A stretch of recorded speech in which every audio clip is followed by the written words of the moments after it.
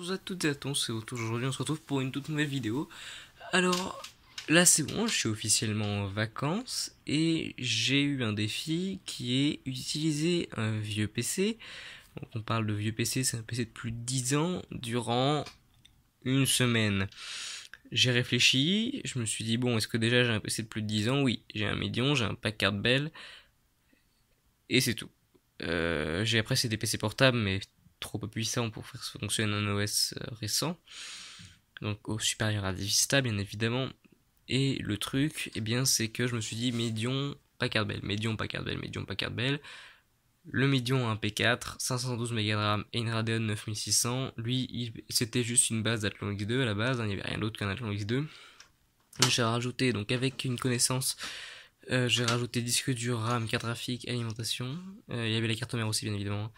Et j'ai fait 2-3 autres changements. Donc, qu'est-ce que j'ai fait comme changement là-dessus pour pouvoir l'utiliser pendant une semaine? Donc, pas grand-chose en fait. J'ai rajouté de la RAM, je suis passé de 2 à 3 Go. Je pouvais passer à 4, mais j'avais pas de barrette de 2 dans DDR2, donc je suis resté à 3. Et comme les deux slots noirs fonctionnent par intermittence, je les utilise pas. Donc voilà, c'est plus simple. En disque dur, j'ai un 250 Go de chez Seagate, je crois. Oui, c'est ça, c'est un Seagate. Bon, j'aime pas trop Seagate comme marque. Mais bon, on va dire que ça suffira pour une semaine. Il y a pire, il y a mieux, comme qui dirait. Alors, l'alimentation, là, vous devez vous dire, oulolo, il n'y a pas de... C'est un truc no-name, ça. C'est à moitié no-name, c'est du HP. Alors, faut savoir qu'HP utilise l'alimentation Liteon, Bestech et FSP, je crois. Non, pas du FSP, ils utilisent que Liteon et Bestech, qui sont deux de très très bonnes marques d'alimentation, surtout Liteon, excellente marque. Et en fait, là, vous voyez pas l'étiquette, pourquoi? Parce que sur les PC HP, les PC sont montés à l'envers. En fait, la carte mère, le ventirad, on va dire, on va le mettre là, voyez-vous, ce qui fait que la carte mère, elle est retournée et elle perd à l'arrière. Enfin, c'est con, le PC est retourné en fait, hein, il est à l'envers. En fait, sur les PC HP, il est comme ça, le PC. Voilà, la carte mère elle est comme ça, et l'alimentation, la carte mère est descendue, l'alimentation est en haut. Ce qui fait que l'alimentation on voit l'étiquette, donc l'étiquette est juste de l'autre côté. Mais c'est une 300 watts HP à la con de base, mais qui suffit largement pour un usage bureautique. Donc ensuite, oui, 3 Go de RAM, alimentation, disque dur, j'ai dit. Qu'est-ce qui a été fait d'autre sur ce PC? Donc la carte graphique d'origine est une Nvidia 6150 LE, une carte graphique de base à la con, un chipset graphique qui était déjà pas super bon à l'époque. Je vais pas vous mentir, je pouvais pas utiliser un chipset graphique Nvidia pour une semaine, donc j'ai rajouté une GT 610 de chez Gainward, une marque pas très bonne, hein. Ils ont produit des GTS 450 en GDDR3, alors que GTS 450 était normalement fourni uniquement en GDDR5 pour vous dire, donc bon, c'est pas une marque que je porte vraiment dans mon cœur, mais bon, celle-là est suffisante, elle est overclockée, alors c'est une carte graphique à 810 MHz ou 710, je sais plus, je l'ai mise à 900, histoire de gagner un peu en perf, permet de faire tourner BeamNG Drive ultra low quality, attention ça claque quand même, en ultra low quality à 20 fps en 1024 par 768. Donc bon. Mais je pense qu'elle est aussi un peu limitée par le CPU qui est pas top non plus. Enfin, je pense pas qu'elle est limitée en fait. Ouais, non, je pense que c'est surtout la RAM et la carte graphique parce que le CPU ça va encore, je pense.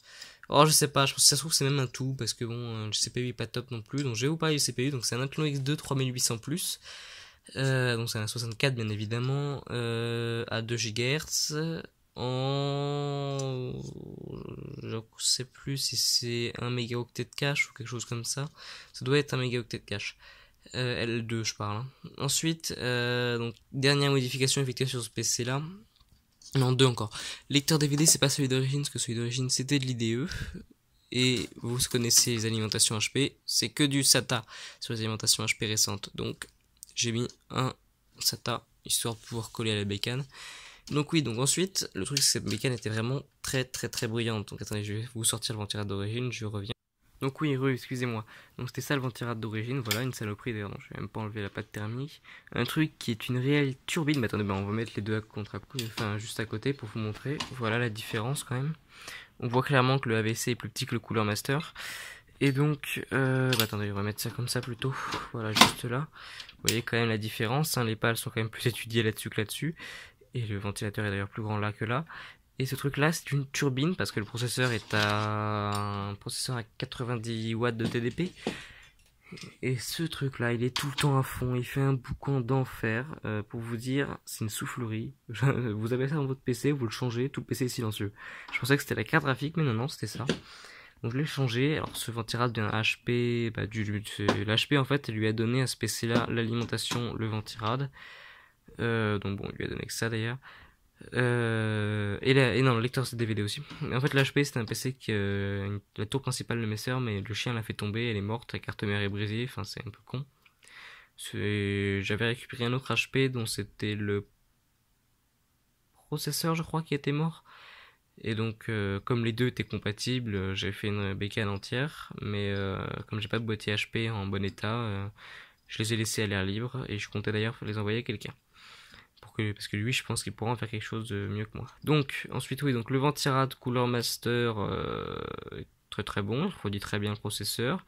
Et surtout, il est silencieux, très très bonne chose par rapport à l'ancien. Donc voilà la bécane que je vais utiliser pendant une semaine, voilà, donc en PC principal. Donc pour résumer ça vite fait, Athlon X2 à 2 GHz, 3 Go de RAM, GT 610, 250 Go HDD. Voilà tout le truc. Alors sachant qu'il est sous Windows 7 Premium Edition, enfin vous voyez la meilleure édition. Pourquoi j'ai pas mis Windows 10? Parce que ma clé bootable Windows 10 est morte. Dommage. Donc voilà, j'espère que cette petite vidéo vous aura plu et à bientôt.